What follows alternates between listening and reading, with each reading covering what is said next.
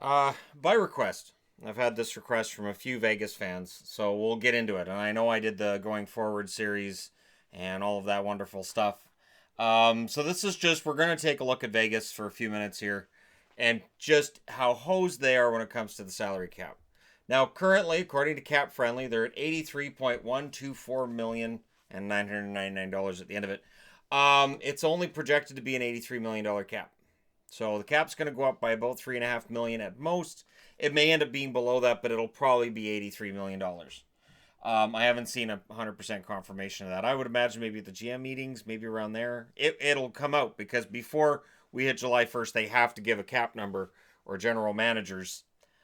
They don't know what their budget is. Kelly McCrimmon inherits an interesting issue. The George McPhee setup.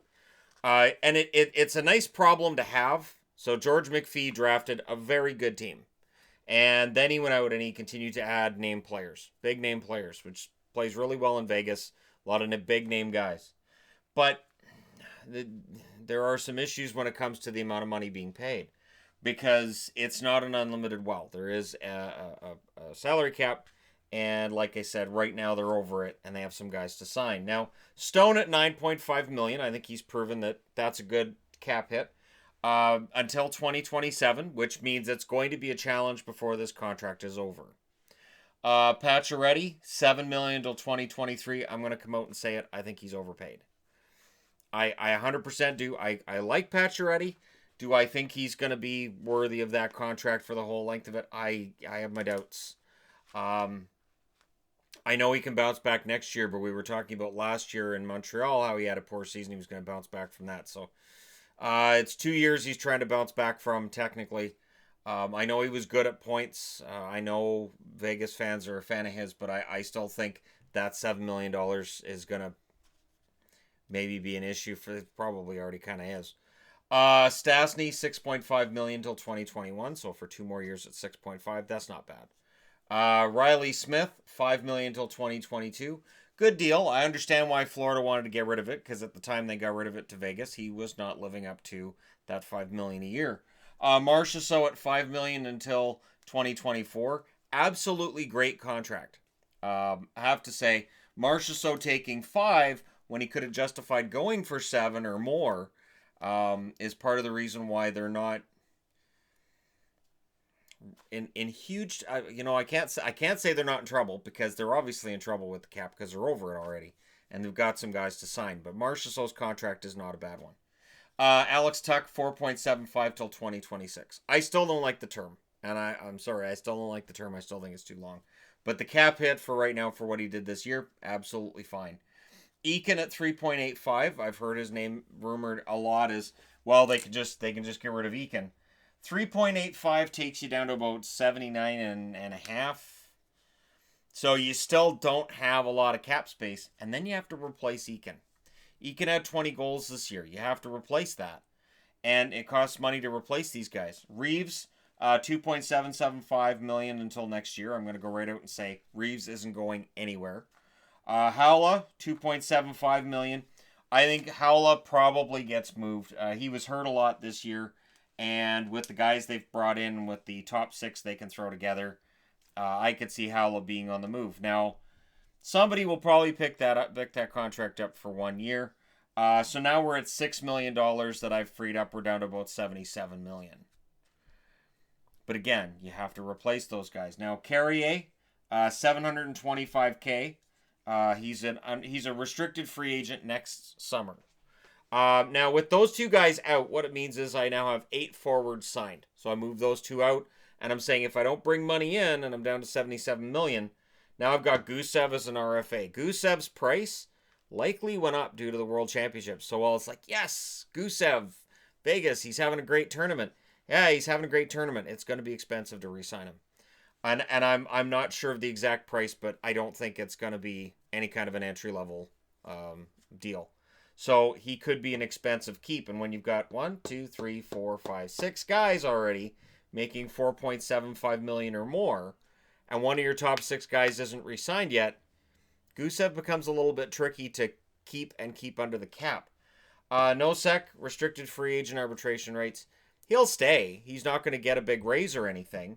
And of course, arbitration means that if the team sits down and goes, "We offer you this," and the player goes, "I'm not taking that," he has the right to go to arbitration, and an arbitrator can rule on how much money the guy gets. And Jets fans will tell you with their experience with Jacob Trouba, it can be a bit of a mixed bag. So Nosek will stay around, and then there's William Karlsson. So I've seen, what's really weird to me is I've seen some people, I'm not saying Vegas fans, but I've seen some people saying, well, they can just trade Karlsson, or they can just let Karlsson go. Are you kidding me? If you, let's say you move Karlsson. So let's just say that in order to get under the cap and be okay, you move Karlsson, Howell, and Eakin. That's going to degrade the team. Because even with cap money that you save, you don't have enough left over that you can go out and get anybody who's going to equal what Karlsson, Howell, and Eakin can do when they're all healthy. Karlsson had a bit of a fallback year, but I would be very surprised if he's not a member of the Golden Knights next year. Now, of course, Cody Glass is likely to be in their lineup. He makes $863,000 next year. That's almost $1 million under the cap. So, if he makes it, it's almost $1 million to pay him for the year. Now on the blue line, this is where things get interesting too. So you got Schmidt at $5.95 million until 2025. You got Theodore at $5.2 million, also until 2025. So that's $11 million being spent between Schmidt and Theodore. And they're the best defensemen that they have. The one thing I've wondered with Vegas is they don't really have that guy on the blue line that plays the 24-25 minutes. And while I like Schmidt a lot, I don't know. Maybe that guy comes up through their system. Maybe Schultz will end up being that guy. I don't think so. He doesn't project that high though. Miller at $3.875 million until 2022. Colin Miller has been a very popular pick as, we can just trade Miller. So that's 3.8, 7.6, about $10 million there. If you keep Karlsson, and I don't think Karlsson goes anywhere, you've now freed up about $10 million. You're down to $73 million if you haven't taken any money back. Meaning you've found likely 3 different trade partners that are willing to do you a deal and help you out without asking anything in return. No. So the odds of them being able to move those guys out and not take any money back and not having to give up prospects or draft picks as well, a little bit shaky. McNabb at $2.5 million until 2022. I know there are some who aren't sold on Braden McNabb, or according to the host of Wheel of Fortune, Brandon McNabb. But at $2.5 million, I can't see him going anywhere. Holden at $2.2 million until next summer. They might move on from him, but if you move on from Miller and you move on from Holden, now you've only got 4 veteran defensemen signed, and you've got to go out and get somebody else. And we'll get into who the UFAs are as well. So if people are saying, I see one on the board, I know, we'll get to that. Merrill, $1.375 million. He's UFA next summer.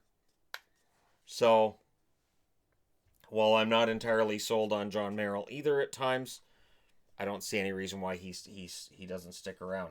And Schultz is an RFA. So Schultz, who was brought in, signed out of NCAA to a lot of hoopla at the time. Now he's a restricted free agent, and they got to pay him. And I can't see him being signed for necessarily a low amount. I mean, they might be able to get him on a 1 or 2 year deal for, say, $1 million. They might be able to do that. But it's going to be tricky because, again, they're already at $83 million. Fleury's at $7 million until 2022. Makes me nervous. As he gets into his late 30s, still making $7 million. And the backup, Subban's a restricted free agent with arbitration rights. So again, the team can sit down and go, we're going to offer you this. Subban goes, forget it. I'll take you to arbitration. Or vice versa. Subban goes, I want this. And the team goes, we're going to take you to arbitration. The difference is a team can only take a player to arbitration once in their entire run. A player can take a team to arbitration every year if they want to. So it's going to be interesting to see how this works out. How Schultz, Subban, Karlsson, and Gusev. Because again, for people who say, well, Vegas should get a new backup, I'm not going to argue with that. that might be a good idea, especially if you've got a coach in Gerard Gallant that doesn't have a lot of faith in Malcolm Subban. The problem is you got to pay money to bring in a backup. So if you're looking at, say, like Peter Mrazek or Curtis McElhinney or whatever, right? You got to pay these guys money to come in. And McElhinney would be a kind of a perfect fit, although having two goalies in their mid-30s and beyond, I don't know. But it's tricky because I don't think Malcolm Subban's a poor goaltender. I think he had a better second half than the first half. But what is it worth? How much does he get? And then when you look at this lineup and you look at the unrestricted free agents, Brandon Perry, he's gone. Ryan Carpenter likely gone as well. Belmar, if he wants to stick around, he'll sign for probably about $1 million per. But again, that $1 million per gets added onto that. Gets taken away from whatever I've saved here because now I've paid $1 million to keep Belmar in the lineup. If I keep Carpenter, that's another $900K, $1 million to keep him in the lineup. And England. England will be a member of Vegas next year if he wants to keep playing. I don't see any reason to think he won't. But again, how much is he worth? And it'll lead into that money. They are absolutely going to be challenged. Because again, if you trade guys out, you move guys out, and you're saying, all right, we're going to move this money out, and we're not going to take any money back, the team on the other end that's getting Cody Eakin for $3.85 million next year, they might say, well, geez, if we're getting Eakin for $3.85 million, I know he had 20 goals last year, but his career average isn't great. You guys are going to have to sweeten the pot a little bit if we're helping you out. And so for them, they might have to throw in a prospect. They might have to throw in a draft pick as well. Maybe it's a mid-late rounder, maybe not. It's going to be a quite the summer for Vegas. Really it is. I know when I go there in August, it should be interesting to see what kind of lineup they have projected for next year. How many guys that I currently have on the board end up still being there. Again, I will say for what George McPhee did, he's created a very competitive team and a good team. I know there's the excitement around, Bill Foley said, well, we're going to win a Stanley Cup. I don't know that I can project a Stanley Cup with that lineup, but Stone has the competitiveness. They need a healthy Pacioretty and 30 goals out of him, and they need Riley Smith to be more like he was in the second half of this year and the way he was last year than he was in the first half of last year. And it'll definitely help having Nate Schmidt in the lineup right from the start of the season. I'm not going to lie and say, oh, well, they were crap all year, because they weren't. Once Schmidt came back, it helped. But there are some things to worry about here. And the one thing is, that, and we don't have to discuss how they got eliminated from the playoffs, because it really isn't a matter anymore of what happened or didn't happen. Really, what we're looking at here is a team that I think is in the mix for playoffs next year. And again, we'll have to see in the summer how everything turns out. But contender status is likely going to depend on how Kelly McCrimmon and George McPhee deal with this. Because this number is too high.